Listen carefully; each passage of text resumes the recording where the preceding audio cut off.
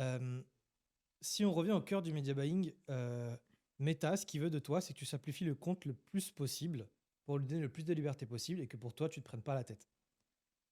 Donc il y a une stratégie qui consiste à dire mets tout en CBO.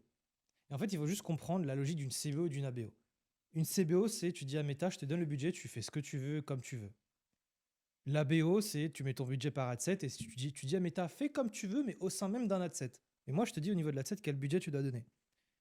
Et en fait, du coup, la réponse, je la fais là, c'est que la stratégie que tu vas utiliser va dépendre de ce que tu veux.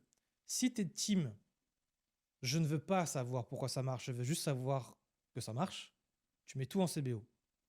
Si t'es team, j'ai besoin de savoir pourquoi ça marche parce que j'ai besoin de m'améliorer, d'apprendre des choses parce que je vise long terme ou je n'ai aucun learning précédent, et ben je te conseille ça et c'est ce que je fais par défaut.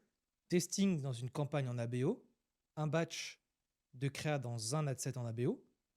Dans un batch de créa, c'est plusieurs versions d'une même vidéo. Et la version qui marche le mieux, elle va aller nourrir une campagne CBO dans un adset broad, un adset lookalike si tu as envie, un adset qui intéresse ce que tu veux, mais pas plus de 5 adsets et que des adsets hyper larges. Et tu mets tes meilleurs créas là-dedans.